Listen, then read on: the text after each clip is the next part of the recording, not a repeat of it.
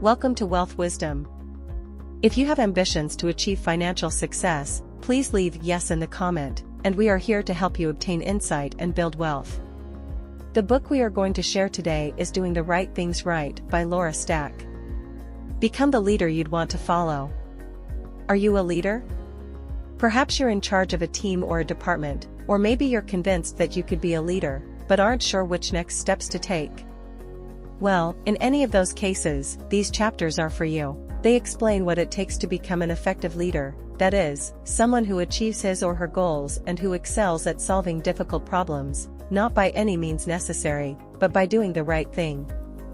They also explain how to become more efficient in doing the great work you already do, so you can achieve the same results in less time and with less effort. There are 12 concrete measures that will help you achieve superb results. This sharing introduces you to 9 of them. You'll also discover about a top company that didn't invest in a young startup called Google, why sleep makes you a better leader, and what the medical term triage has to do with excellent time management. Before we continue, if you are interested in this topic, please consider subscribing and give us a thumb up. Let's continue.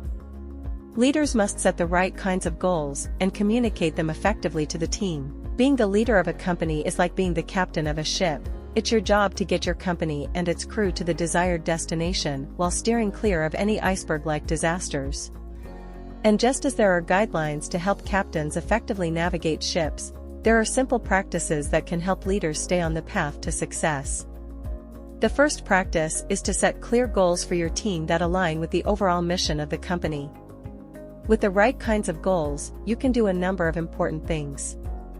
Goals give focus, and by focusing your team members you provide them with a sense of purpose. And purpose leads to productivity. A tangible goal is the engine driving your team. It gives meaning to their work. It allows them to see the big picture, which will motivate them to continue working even if they're stuck with a difficult or boring task. In short, meaning will imbue your team with determination. But remember, make sure the goal is perfectly aligned with the company's strategy. This alignment will prevent people from wasting time on projects that don't advance the company in the right direction. This brings us to the next practice, communication. If you're not clear and specific about what your team should be doing, there's a good chance you'll waste time and money on ineffective workers who are unsure about how they can be useful. One company was handling a job for a client who needed a specific spelling for a certain word. But due to a communication breakdown, the team was never told how important this request was, and hundreds of copies of material had to be revised and reprinted. Obviously, you don't want to end up in a situation like that. So, to practice good communication, remember these 3 things. Remind your team of what's expected in a simple and straightforward way. Make sure everyone knows exactly how they're contributing to the goal. And provide both written and verbal instructions to ensure there's no misunderstanding. A leader must be willing to adapt along with the changing marketplace and act on their ideas. Change, some people love it and some people hate it. There are those who can't wait to get their hands on the newest gadget and those who prefer to do things the old-fashioned way. But whatever your personal preference might be, as a leader, you need to be willing to adapt and change with the modern world if you hope to keep your company profitable. It's a simple fact, as the world changes, the way people do business in your industry will change, too.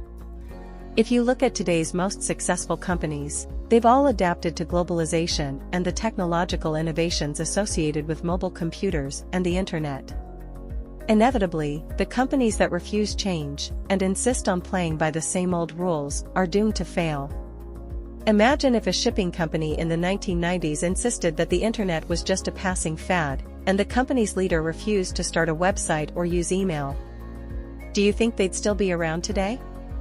What people who fail to embrace change and innovation don't realize is that they're missing out on great opportunities. When Google first emerged, the short-sighted executives at Yahoo actually rejected an offer to invest in the young startup, and you can bet that they're still kicking themselves. By embracing new ideas, you can also attract new clients and keep your company looking fresh, modern, and relevant. And when it comes time to implement a change or execute a decision, a leader must do this with confidence.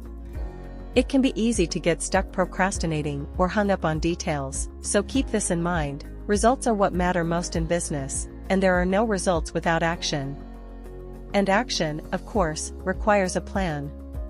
So, once you have a good and thoughtful plan, and a policy for what to do if it doesn't work out, act on it. Even if it turns out to be a dud, it'll probably prove better to have tried and failed than to have never tried at all. To do excellent work, a team must have the tools they need and be properly motivated. When you hear the word culture, you probably think about art and literature, or perhaps a biological sample.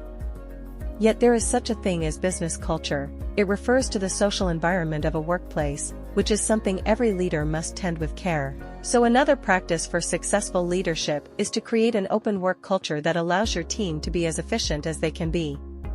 Some leaders are satisfied with having a team that puts in just enough effort to produce average work.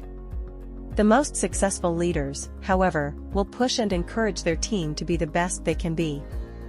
If you push your team to work hard, you'll get amazing results from those promising employees who get bored when they're not being challenged.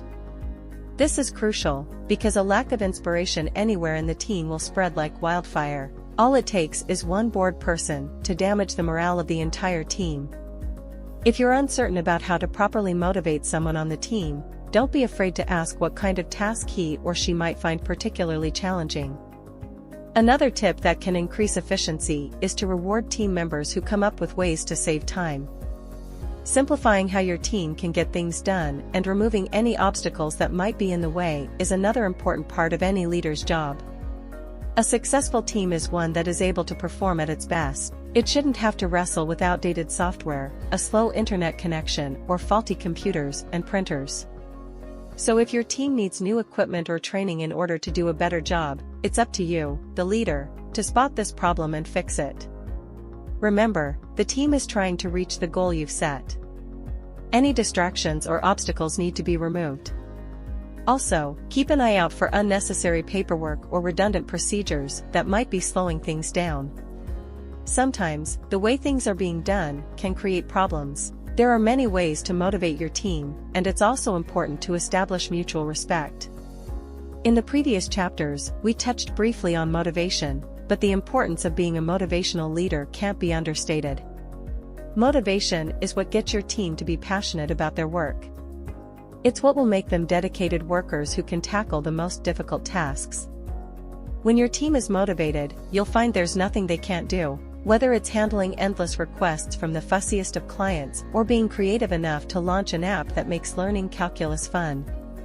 So it's the leader's job to motivate their team and get them to care about the work they do. There are many ways to do this, but it's especially important that each and every team member understands why their work is important so that they're not just working for a paycheck. It's also important to avoid micromanaging. Motivated employees need a sense of ownership, and they won't feel that they own their work if you're constantly telling them to do things your way. Micromanaging can also be an obstacle to action. You don't want all your team members feeling like they need to get your permission before they do anything. Plus, don't forget to celebrate the accomplishments your team makes. Instead of jumping from one goal to the next, throw a party when you meet a milestone or complete a big project. Another crucial part of leading a motivated and loyal team is to earn their respect. These days, it's common for an employee to jump from one job to the next, hunting for the best paid position at the most prestigious company. But this doesn't mean that you can't win the loyalty of a good employee. At the heart of a successful company is a feeling of mutual respect between the team and its leader. To establish this, you must first show them your respect, which you can do by regularly asking for their opinion and never dismissing their concerns. And to solidify their respect, always keep your promises and show solidarity by putting in just as much hard work as you ask of them. To be efficient, prioritize your work, don't overload on data, and remember to take care of yourself.